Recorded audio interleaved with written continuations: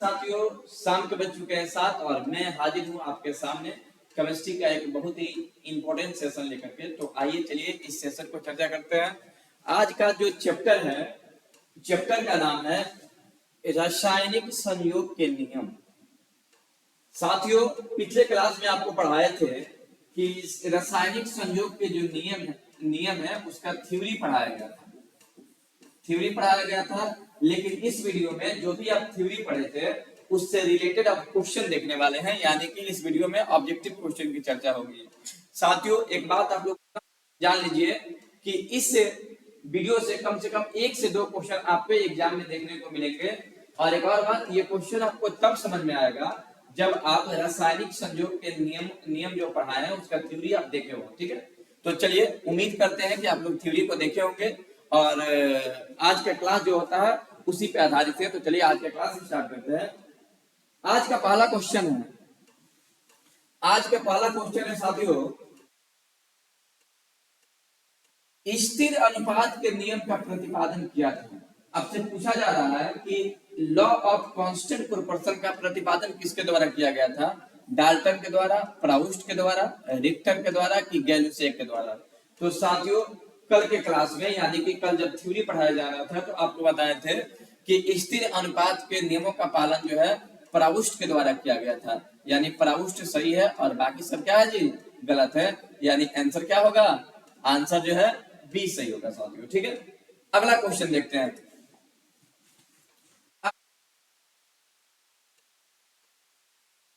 अगला क्वेश्चन है कि व्युत्क्रम अनुपात के नियम की पुष्टि होती है निम्न यौगिकों से। क्वेश्चन पूछा जा रहा है कि व्युत्क्रम अनुपात के नियमों की पुष्टि होती है किन निम्न यौगिकों से?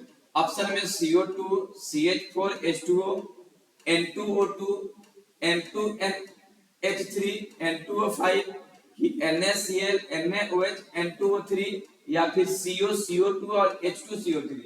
साथियों, एक बात आप जान लीजिए, व्युत्क्रम अनुपात का नियम आपको बताए थे पिछले क्लास में कि व्युत्क्रम अनुपात के नियम में आपको एक पिरामिड बनाया गया था, यानी त्रिभुज बनाया गया था। और उसमें बताए थे कि कम 3 तत्व होते हैं और अपने ऑक्साइड बनाते हैं।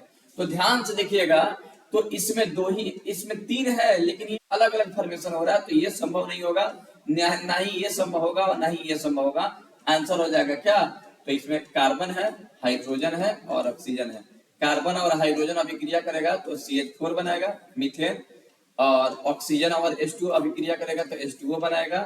और C और O करेगा तो बनाएगा CO2 बनाएगा। ठीक है साथियों, तो इसका आंसर होगा पहला, ऑप्शन नंबर 1 इसका सही होगा। और यही याद रखिएगा कि व्युत्क्रम अनुपात नियम 3 तत्वों के लिए लागू होता है। तो चलिए अगला क्वेश्चन देखते हैं। अगला क्वेश्चन है, ध्यान से पहले क्वेश्चन को पढ़िए, उसके बाद देखिए जब क्वेश्चन आपको समझ में आ जाएगा ना तो ऑटोमेटिक आप आंसर इसका कर दोगे। ठीक है, कह रहा है कि शीशे के 3 ऑक्साइड, शीशा का क्रमांक क्रमशः इतना, इतना और इतना है। तो कह रहा है कि बताइए ये आंकड़े जिस भी नियम का पुष्टि करते हैं उन्हें प्रतिपादन किसने किया था? सबसे ऑप्शन दिया है प्राउस्ट, डाल्टन, रिक्टर की लेमनोसॉव। ठीक है, आपको बताना है कि इनमें से कौन सा आंसर जो होगा इस क्वेश्चन का सही होगा जी ऑप्शन। ठीक है, तो देखिए क्वेश्चन में कह रहा है कि शीशे के 3 ऑक्साइड, शीशे के 3 ऑक्साइड।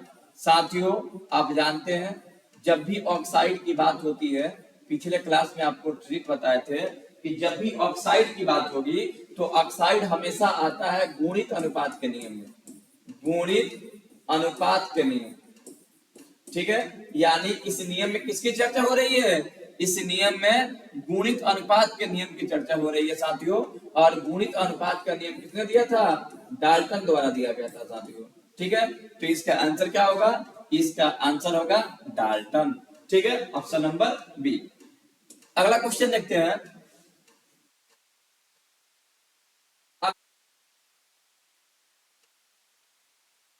व्युत्क्रम अनुपात के नियम का प्रतिपादन किया।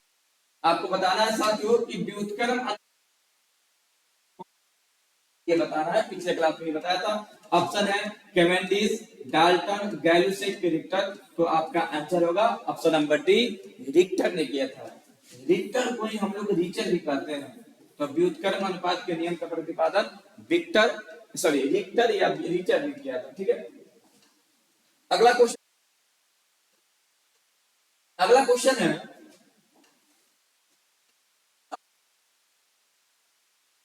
क्या, गुणित अनुपात के नियमों को निरूपित, बी, सी और डी। पूछ रहा है कि गुणित अनुपात का नियम कौन, गुणित अनुपात के नियम किसके लिए लागू होता है। तो साथियों आपको बताया है कि गुणित अनुपात के नियम कहता क्या है कि जब दो तत्व भिन्न भिन्न यौगिक का निर्माण करें। ठीक है, तो देखिए यहाँ पर भी यौगिक बन रहा है, लेकिन ये कार्बोनेट के फॉर्म में बन रहा है, तो ये नहीं होगा। ठीक है, NaCl भी नहीं होगा, और ये तो आइसोटॉप्स है, तो आइसोटॉप्स के लिए लागू नहीं होता है, तो इसका आंसर हो जाएगा CO और CO2। देखिए कार्बन और हाइड्रोजन से जब यौगिक बनता है तो एक बनता है CO, ठीक है, और एक बनता है CO2। इसमें अगर अनुपात की बात करें तो इसमें कार्बन जो है ना, कार्बन फिक्स होता है, कार्बन फिक्स, सब थ्योरी में आपको बताए हुए हैं, और ये जो है अनफिक्स होता है। ठीक है, और जब इन दोनों का रेशियो निकाला जाता है तो हमेशा सरल आता है, इसलिए इसका आंसर क्या होगा, CO और CO2। ठीक है, अगला क्वेश्चन देखते हैं साथियों। अगला क्वेश्चन है बहुत ही मजेदार क्वेश्चन है, आपको थ्योरी पे कमांड होना चाहिए। बार बार इस बात को आपको बताया जा रहा है कि थ्योरी आपको एकदम कमांड होना चाहिए, तब जाकर समझ में आएगा। कह रहा है कि तांबे के ऑक्साइडों में क्रमशः इतना और इतना जो है तांबा उपस्थित है, तो यह नियम इसे इनसे नियम प्रतिपादित होता है। मैंने पूछ रहा है कि यह किस नियम का पालन करता है। देखिए क्वेश्चन में कहा है कि तांबे के ऑक्साइड, तांबे के ऑक्साइड। साथियों फिर से उस ट्रिक को याद रखिए, जब भी ऑक्साइड, जब भी एक ही तत्व के बहुत सारे ऑक्साइड दिए रहते हैं तो वह नियम जो है गुणित अनुपात का नियम होता है। कौन सा नियम होता है साथियों, गुणित अनुपात का नियम होता है। ठीक है, तो इसका आंसर होगा साथियों गुणित अनुपात का नियम, यानी ऑप्शन नंबर बी। चलिए अगला क्वेश्चन देखते हैं। अगला क्वेश्चन है, ध्यान दीजिएगा साथियों, अगला क्वेश्चन है नाइट्रोजन, अगला क्वेश्चन है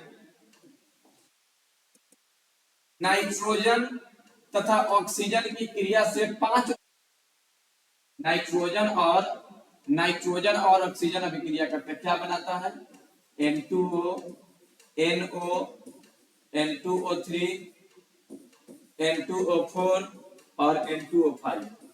ये कितना यौगिक बनाता है, 1 2 3 4 5, ये 5 यौगिक बना रहा है। तो पूछ रहा है कि किस नियम का पालन कर रहा है। ठीक है, कह रहा है कि द्रव्यमान का अविनाशिता का नियम, स्थिर अनुपात का नियम, गुणित अनुपात का नियम की गैल्यूसेक का नियम। साथियों आपको बताया है कि जब भी एक ही तत्व, जब भी किसी दो तत्व का बहुत सारे ऑक्साइड दिए होते हैं तो वह जो है गुणित अनुपात के नियमों का पालन करता है, यानी बाकी गलत हो जाएगा, ऑप्शन सी जो है सही हो जाएगा। ठीक है, बस आपको करना क्या है, इस क्वेश्चन को बनाने से पहले आप जो भी हम प्रीवियस जो भी हम इसका थ्योरी पढ़ाए हुए हैं इस चैप्टर का, पहले उस चैप्टर के थ्योरी को देखिए, तब जाके क्वेश्चन को बनाइए, सब समझ में आ जाएगा। ठीक है, एक भी ऐसा क्वेश्चन नहीं होगा जो हमारे थ्योरी से बाहर से आ रहा होगा। ठीक है, अगला क्वेश्चन देखिएगा। अगला क्वेश्चन है कि निम्नलिखित में से कौन से दो यौगिक गुणित अनुपात के नियमों का पालन करेंगे। निम्नलिखित में से कौन से दो यौगिक गुणित अनुपात के नियमों, ऑप्शन है CO और CO2, CO2 और CH2, C2H और H2O, NaCl और NaBl। देखिए इसमें 3 एलिमेंट है, तो ये तो होगा नहीं, 3 तत्व है तो ये भी नहीं होगा। इसमें भी 3 तत्व है तो ये भी नहीं होगा। इसमें भी 1 2 3 तत्व है तो ये भी नहीं होगा। यानी ऑप्शन क्या हो जाएगा, गुणित अनुपात के नियमों का पालन, सॉरी क्या पूछ रहा है जी, गुणित अनुपात के नियमों का पालन कर रहा है, तो जब एक से अधिक यौगिक का निर्माण करता है। ठीक है, तो इसका आंसर हो जाएगा CO और CO2। अगला क्वेश्चन देखते हैं साथियों। अगला क्वेश्चन है, अगला क्वेश्चन है बहुत ही मजेदार क्वेश्चन है, टाइप का क्वेश्चन है। क्वेश्चन पूछ रहा है कि क्लोरीन हाइड्रोजन से क्रिया करके क्रमशः HCl बन रहा है। देखिए क्लोरीन है, हाइड्रोजन है और सोडियम है, तीनों आपस में जब क्रिया करता है तो HCl बनाता है, NaCl बनाता है। आपस में क्रिया करके क्या बनाता है? HCl और NaCl बनाता है। यदि सोडियम तथा हाइड्रोजन ने परस्पर अभिक्रिया किया तो इसका अनुपात क्या होगा? कह रहा है कि सोडियम और हाइड्रोजन परस्पर अभिक्रिया करेगा तो इसका अनुपात क्या होगा? तो देखिए बच्चों, सोडियम का द्रव्यमान, हाइड्रोजन कर रहा है जी, H2 लेकर, सोडियम का द्रव्यमान होता है 23 और हाइड्रोजन का होता है 1, तो इसका अनुपात हो जाएगा 23:1। ठीक है, तो इसका आंसर होगा आंसर नंबर डी, 23:1। ठीक है, अगला क्वेश्चन देखिए। अगला क्वेश्चन है कि जिंक सल्फेट के क्रिस्टल में, कह रहा है कि कोई क्रिस्टल है, जिंक सल्फेट के क्रिस्टल में 25% जिंक तथा जल है। कह रहा है कि जिंक सल्फेट है, ZnSO4 है, इसमें जिंक कितना है? जिंक है 25% और जल कितना है? वाटर, इसमें वाटर कितना है? तो वाटर है कितना? 50। ठीक है,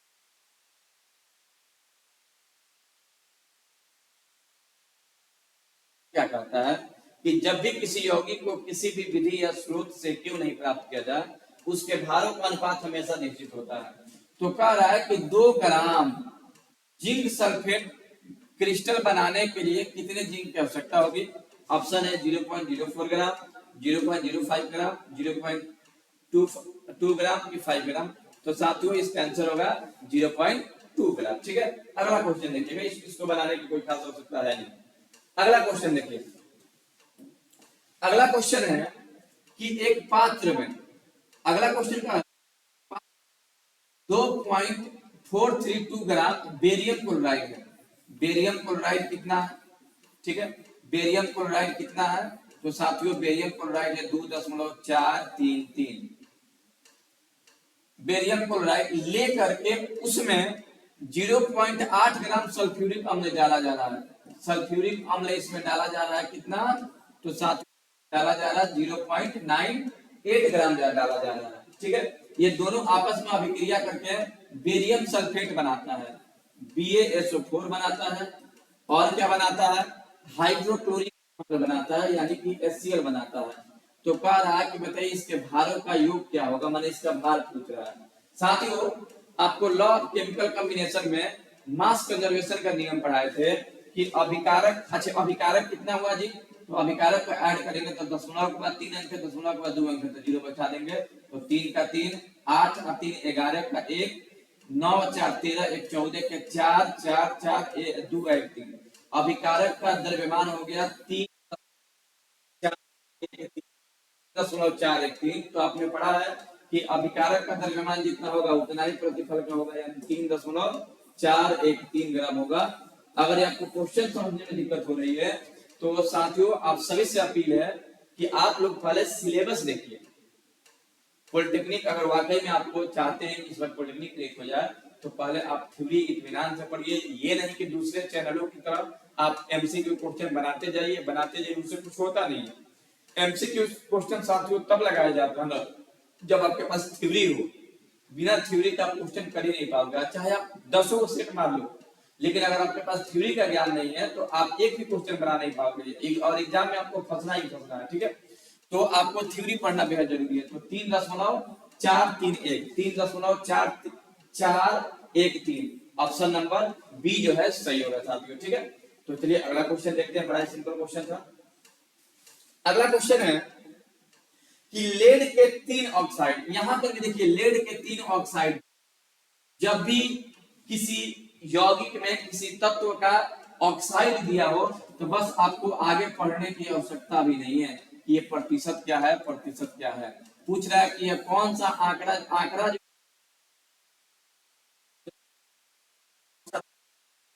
में नियम लगता है, कौन? गुणित अनुपात का नियम, गुणित अनुपात का नियम। तो साथियों इसका आंसर होगा गुणित अनुपात का नियम।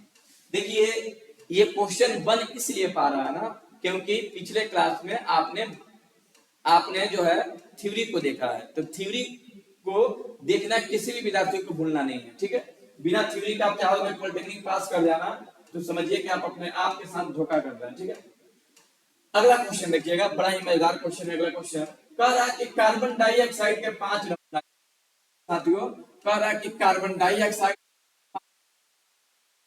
ठीक है, 5 नमूना विभिन्न विधियों द्वारा प्राप्त किया जाता है। एक नमूने में इतना % कार्बन और शेष ऑक्सीजन है। तो जिस नियम की इसमें पुष्टि होती है वह नियम कौन से नियमों का वैज्ञानिक द्वारा दिया गया था? साथियों आपको बताए थे, एक आप पढ़े थे स्थिर अनुपात का नियम, स्थिर अनुपात का नियम आप में लिखा है, तो उस थ्री को निकालिए और जो बोल रहे हैं उससे मिलाइए। स्थिर अनुपात के नियम में क्या पढ़ाए थे कि जब भी किसी भी प्राप्त किया जाए उसमें भारों का अनुपात हमेशा जो है क्या होता है, भारों का अनुपात हमेशा निश्चित होता है। मतलब देखो कार्बन डाइऑक्साइड का 5 को नमूना प्राप्त किया जा रहा है, तो देखो तो 5 तरीके से प्राप्त किया जा रहा होगा। तो कंपाउंड एक है, यहाँ पे कंपाउंड एक की बात हो रही है, यहाँ पे बहुत सारे ऑक्साइड नहीं दिए, कंपाउंड दिया है एक, CO2। क्या दिया है जी? CO2 दिया हुआ है। ठीक है, तो इसमें कंपाउंड सिर्फ एक है, इसके 5 नमूना दिया है, 5 सिंपल दिया हुआ है। तो 5 सिंपल है, यानी कि ये किसकी ओर इशारा करता है? स्थिर अनुपात के नियम का। ठीक है, ऑप्शन में दिया है रशियन, फ्रेंच, इंग्लिश और जर्मन। साथियों देश का नाम पूछा है, ये वैज्ञानिक कहाँ के रहने वाले थे? तो स्थिर अनुपात का नियम जो है प्राउस्ट के द्वारा दिया गया था। और ये प्राउस्ट जो है कहाँ के रहने वाले थे? फ्रांस के रहने वाले थे, यानी कि फ्रेंच रसायन। ठीक है, फ्रेंच के रहने वाले थे प्राउस्ट। तो आंसर इसका क्या होगा? ये सब गलत है, इन आंसर सही होगा इसका बी। अगला क्वेश्चन देखिए साथियों, अगला क्वेश्चन है कार्बन ऑक्सीजन के साथ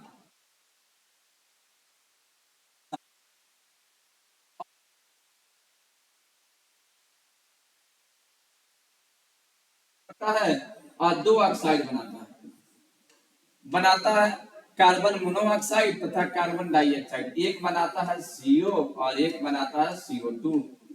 इन यौगिकों में ऑक्सीजन की मात्रा का अनुपात, कार्बन और ऑक्सीजन का अनुपात निकालिएगा तो 1:2 आएगा। ये हमेशा निश्चित होगा जी। ठीक है, जो कार्बन की एक निश्चित करेगा, द्रव्यमान संरक्षण तो बिल्कुल नहीं होगा।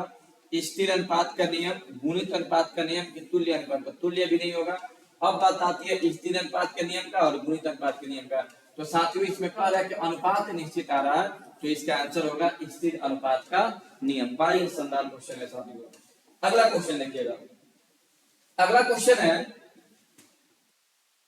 कि एक पात्र में, क्वेश्चन है साथियों, एक पात्र में 170 ग्राम AgNO3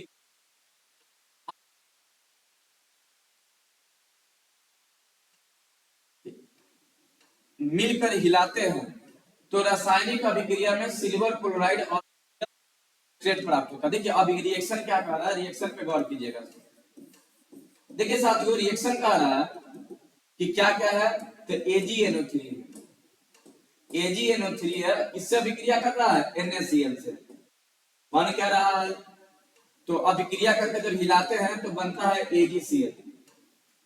AgCl बनता है और सोडियम नाइट्रेट बनता है, NaNO3 बनता है, NaNO3 बनता है। तो कह रहा है कि बताइए कि अभिक्रिया में कितना था जी, तो ये था 170 ग्राम और ये था 58.5 ग्राम।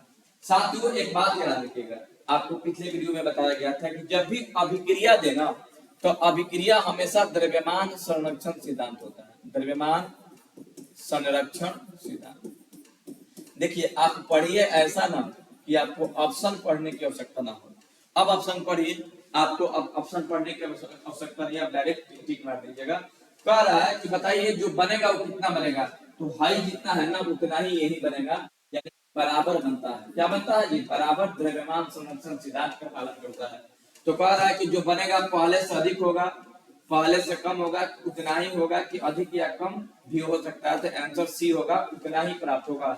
जितना ये दोनों मिलकर होगा उतना ये दोनों प्राप्त होगा साथियों, ठीक है। यानी कि द्रव्यमान संरक्षण सिद्धांत का पालन कर रहा होगा, ठीक है। अगला क्वेश्चन देखिएगा। अगला क्वेश्चन है साथियों, कार्बन कार्बन और हाइड्रोजन ऑक्सीजन CO2 H2O और एक और चीज बना रहा होगा COH2O बनाता है। जब कार्बन और हाइड्रोजन आपस में मिलेंगे तब इनके द्रव्यमान क्या होगा?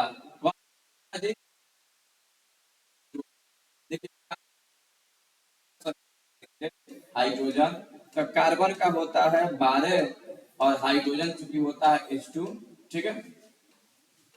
तो इसका होता है 2, तो 2 6 के 12 यानी कि 6:1, 6:1, 6:1 कहीं दिया है कहीं। एक बार फिर से देखते हैं। कार्बन और हाइड्रोजन, एक मिनट बाबू, कह रहा है जी कि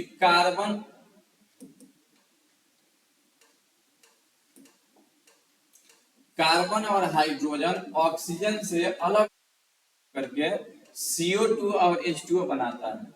तो कह रहा है कि जब कार्बन और हाइड्रोजन संयोग करेगा तो क्या बनाएगा?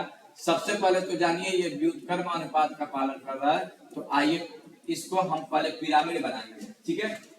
कार्बन है, हाइड्रोजन है और कार्बन है, हाइड्रोजन है और ऑक्सीजन है। तो कार्बन तो अभिक्रिया करेगा तो CO2 बनाएगा, ठीक है, और CO2 बनाएगा और H हाइड्रोजन और ऑक्सीजन बनाएगा तो H2O बनाएगा। तो कह रहा है कि इसका अनुपात क्या होगा बताइए। तो साथियों देखो, CO2 जब बनाएगा तो कार्बन का होता है 12 और ऑक्सीजन का होता है 2x16, 2 गो ऑक्सीजन है। और H2O की बात करें तो H2O का अनुपात होगा 2 गो हाइड्रोजन और ऑक्सीजन का 16। दोनों में ना हाइड्रोजन नहीं है तो 16 से 16 कैंसिल हो गया, 16 से 16 कैंसिल हो गया और ये हो जाएगा 2 6 12 यानी कि 6 बचा और 2 बचा, तो 6 2 आंसर हो जाएगा 6:2। बड़ा ही शानदार क्वेश्चन है, व्युत्क्रम अनुपात का ये क्वेश्चन है, ठीक है। तो साथियों अगला क्वेश्चन देखते हैं। जहां पर भी आपको दिक्कत होगा वीडियो को पॉज करके देख लेंगे उसको। अगला क्वेश्चन है कि 2 ग्राम हाइड्रोजन, अगला क्वेश्चन है 2 ग्राम हाइड्रोजन 16 ग्राम ऑक्सीजन के साथ अभिक्रिया करके जल बनाती है तथा 6 ग्राम कार्बन 2 ग्राम हाइड्रोजन के साथ अभिक्रिया करके मीथेन बनाती है। CO2 में 12 ग्राम कार्बन है, फलाना फलाना दिया है। बस इस क्वेश्चन को बनाने का ट्रिक क्या है? तो सबसे पहले हम देखेंगे जितना भी नियम पढ़े थे सबका अपना एक स्पेसिफिक कैरेक्टर होता था। आपको हम व्युत्क्रम अनुपात का नियम पढ़ाए थे, व्युत्क्रम अनुपात। बस ये आप ध्यान से देखेंगे तो व्युत्क्रम अनुपात का ही पालन ये कर रहा है। कैसे कर रहा है? तो देखिएगा, यहाँ पे कार्बन, हाइड्रोजन है और ऑक्सीजन है, और जब भी ऐसा 3 एलिमेंट भाग लेता है तो उसको व्युत्क्रम अनुपात का पालन करते हैं। साथियों इतना शानदार आपको थ्योरी पढ़ाया है ना कि आपको ताकना भी नहीं पड़ेगा ऑप्शन की ओर कि ए क्या कह रहा है, बी क्या कह रहा है, सी क्या कह रहा है। थ्योरी आप मजेदार पढ़िए, आप क्वेश्चन को एकदम मजेदार तरीके से बनाते रहिए, ठीक है। चलिए अगला क्वेश्चन लिखते हैं, ठीक है।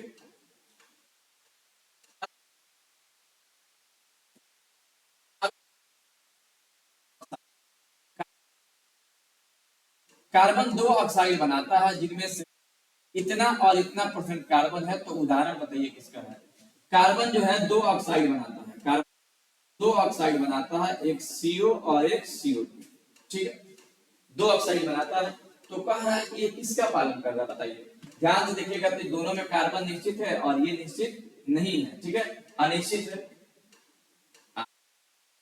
तो कह रहा है किसका पालन कर रहा है? स्थिर अनुपात का, व्युत्क्रम अनुपात का, गुणित अनुपात का, इनमें से कोई नहीं।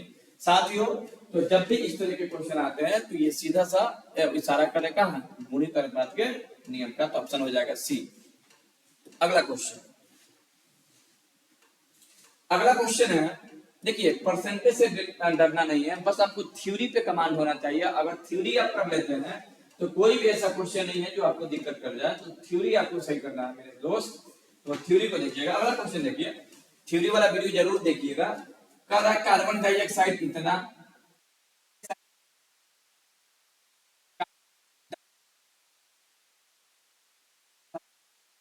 में कार्बन इतना प्रतिशत है, तो बताइए किसका पालन कर रहा है भाई मेरे। इसमें कार्बन है, इसमें सल्फर है, और इसमें क्या कह रहा है जी, कार्बन डाइऑक्साइड, इसमें ऑक्सीजन है। तो बताइए कौन वो एलिमेंट है, 3 एलिमेंट है।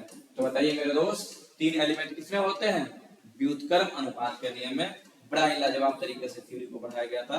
तो आंसर हो जाएगा व्युत्क्रम अनुपात का नियम। अगला क्वेश्चन देखते हैं। अगला क्वेश्चन है कार्बन तथा ऑक्सीजन, कार्बन तथा ऑक्सीजन दो,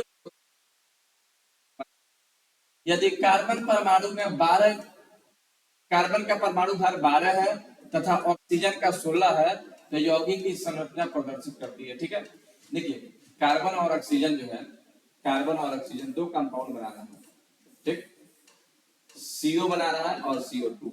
तो देखिए दो यौगिक बना रहा है। देखिए जब कोई तत्व दो या दो से अधिक यौगिक का निर्माण करता है, तो उसमें एक तत्व का निश्चित द्रव्यमान जो दूसरे तत्व के भिन्न भिन्न द्रव्यमान से संयोग करता है, तो उसका अनुपात आपस में सरल होता है। इसमें अगर फिक्स एलिमेंट की बात करें ना, तो फिक्स एलिमेंट है कार्बन, और अनफिक्स कौन है, तो अनफिक्स है ऑक्सीजन।